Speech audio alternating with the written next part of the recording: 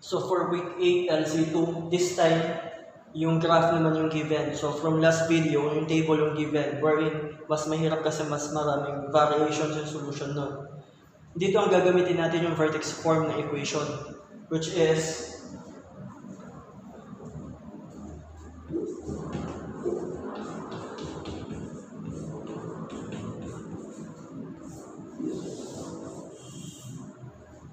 yung vertex form na isang quadratic function.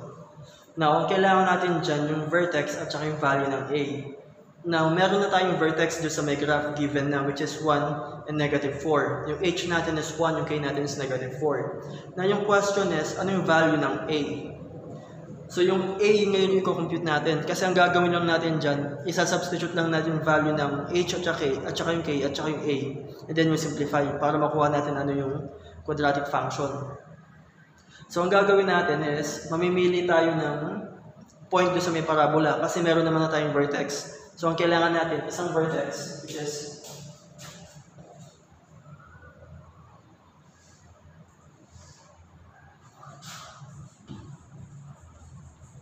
yung vertex which is 1 at saka negative 4, which means yung h natin is 1, yung k natin is negative 4. And then, isang point dito sa may parabola. So, gamitin natin yung 0, 0.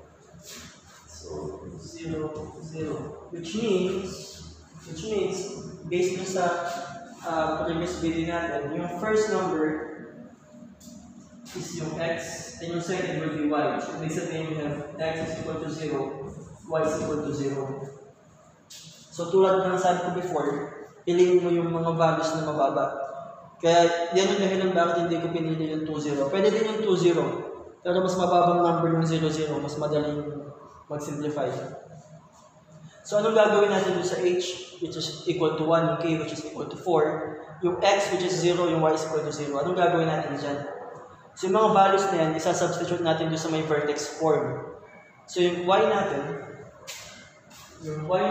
would be this one, 0. Yung a natin, wala pa. Yung x natin is 0 minus yung h natin is 1. Kung negative yan, dito magiging positive. Square. And then yung k natin is negative 4. So, yung x is 0, y is 0, h is positive 1. So, kung positive dito magiging negative. Kung negative dito magiging positive. So, this time, if this is positive, dito sa may vertex form, it will be negative. And then, yung k natin is negative 4. So, negative 4. So, anong gagawin natin dyan? Ang gagawin natin dyan is simplify na natin. Mauna yung nasa loob ng parenthesis. So, you'll have 0a. 0 minus 1 is negative 1 squared minus 4. Next, PEMDAS. After the parenthesis, yung exponent. So, negative 1 times negative 1. Negative 1 times negative 1 is simply 1 minus 4. Next, a times 1, that is just a minus 4. So, i-isolate natin yung a. I-transpose natin yung negative 4 sa kabila. So, you'll have 4 is equal to a. 4. A is equal to 4. Yeah. So, pinagpalit ko lang ng position. So, hindi magbabago yung sign kung pinagpalit mo yung mga nasa left dun sa mga nasa right. Hindi sila magpapalit ng sign. Kung lahat sila, no? Pero kung portion lang, yung portion na yun, kailangan mo palitan yung sign. So, in this case, pinagpalit ko lang siya pa din. So, meron ka ng value ng a, meron ka ng value ng h, meron ka ng value ng k. So, anong gagawin natin dyan? So, may value ka na para sa may h, k, at saka sa may a. So, now what you will do is, yung mga values na yan, isa-substitute mo doon sa may vertex form. So, magiging h is equal to a. Ano yung a natin? Which is 4. Parenthesis x. yung h natin is 1, so this is negative 1 squared. Yung k natin is negative 4. Yeah.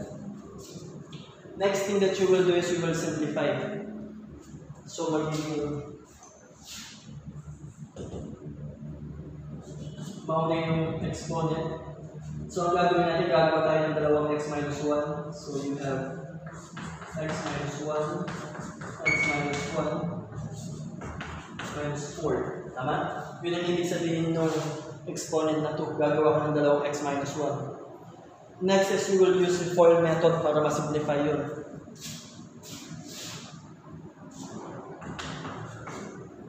So x times x squared, x times negative 1 is negative x. Negative 1 times x is negative x. Negative 1 times negative 1 plus negative 1 minus 4. Then combine like terms, we have 4 x squared negative 2x plus 1 negative 4. Next, i-distribute na natin yung 4 dito sa loob. So, i-multiply natin yung 4 sa may x squared, yung 4 sa negative 2, yung 4 sa positive 1. So 4 times x squared is 4x squared. 4 times negative 2, that is negative 8x. 4 times 1, that is positive 4 minus 4. So 4 times 1 is 4 and minus 4. Next, again, yung mga similar terms will be yung positive 4 at negative 4. 4 minus 4, that is 0. Therefore, yung final equation natin will be y is equal to 4x squared minus 8x. Kasi 0 na to, so wala kang may lalagay na value doon. Kasi 4 minus 4 will be 0. So yan, solution. So una mong isusolve dyan yung value ng a by using one point doon sa parabola at saka yung vertex. After nun, pag na-solve mo na yung a, isa-substitute mo na lang yung value ng h, k at saka a doon sa vertex form and then you simplify.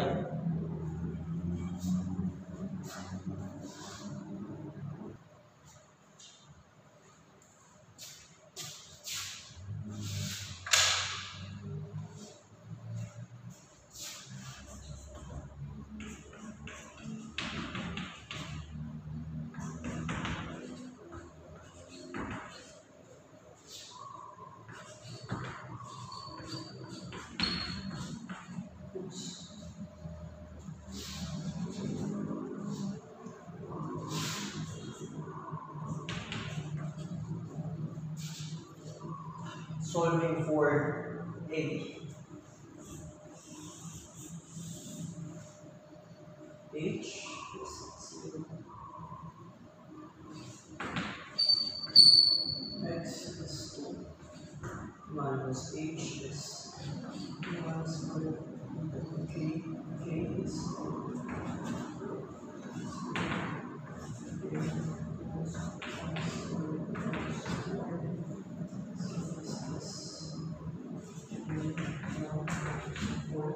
1 times 1 is 1.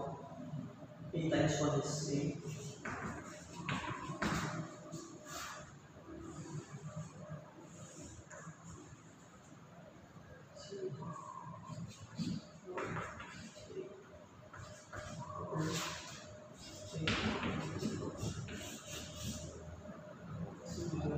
This and this.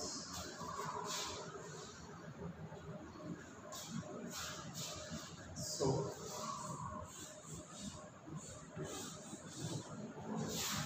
this and this gagamitin mo dito. So a is 4 x minus h is 1 squared and then k is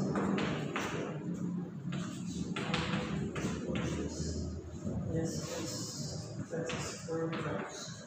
So that's plus 1 minus 4. And then multiply.